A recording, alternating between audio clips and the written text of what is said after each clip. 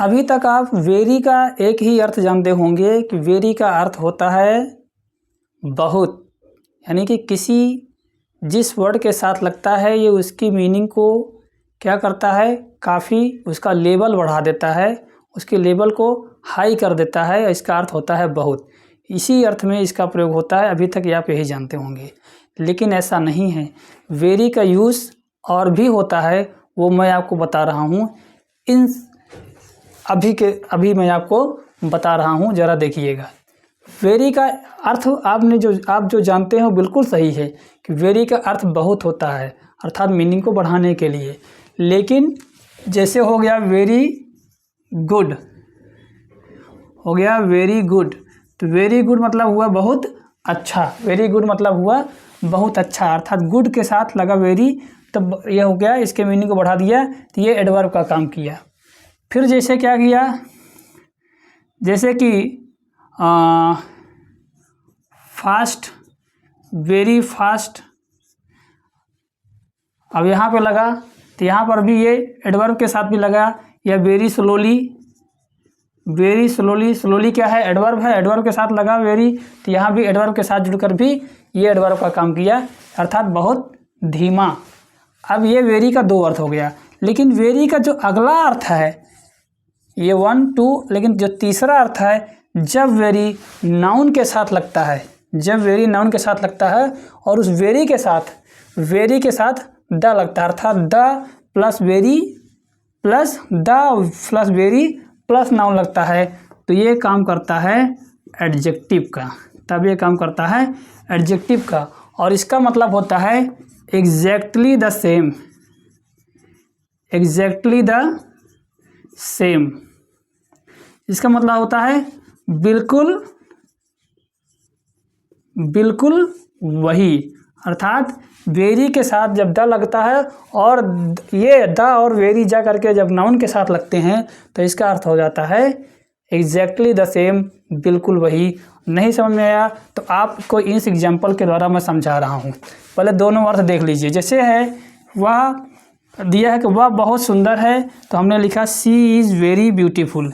अब यहाँ पे ये काम किया, किसका काम किया, यहाँ पे एडवर्ब का, एडवर्ब का काम किया। क्यों, ये लगा एडजेक्टिव के साथ।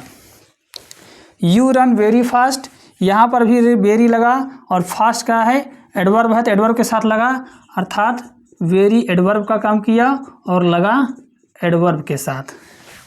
ठीक है, यहाँ पर भी इसका अर्थ हुआ बहुत, ये भी हुआ अर्थ बहुत, यानी कि वह बहुत सुंदर है। सी इज़ वेरी ब्यूटीफुल, तुम बहुत तेज़ दौड़ते हो। You run very fast. लेकिन अगला एग्जाम्पल, तीसरा एग्जाम्पल आप देखेंगे, यह है ये तो वही लड़की है जिसे कल मैं मिला था। ये तो वही लड़की है जिसे कल मैं मिला था।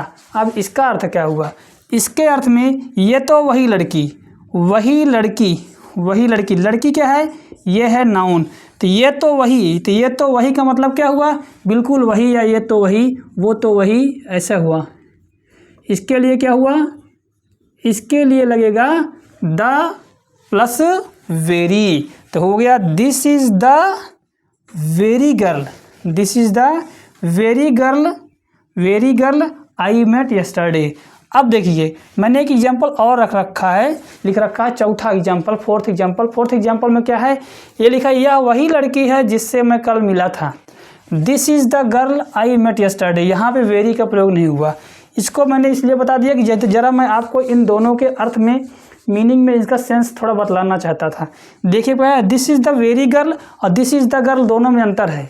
दिस इज़ द गर्ल अगर कहने हो तो this is the same girl, this is the girl I met yesterday मतलब हुआ this is the same girl I met yesterday, अर्थात this is the very girl मतलब हुआ this is exactly the same girl I met yesterday. इसका मतलब दोनों में फ़र्क क्या लिखा आपने, पहले वाले में जो है this is the very girl का मतलब हुआ एग्जैक्टली द सेम गर्ल, इसका मतलब हुआ कि बिल्कुल वही लड़की है, ये तो वही लड़की है, अर्थात ये थोड़ा सरप्राइज़ देता है और एम्फेसिस तो देता है, लेकिन इस सरप्राइजिंग एम्फेसिस देता है, अर्थात सेंटेंस पे जोर देता है, उस नाउन पे जोर देता है, लेकिन सरप्राइज़ भी व्यक्त करता है।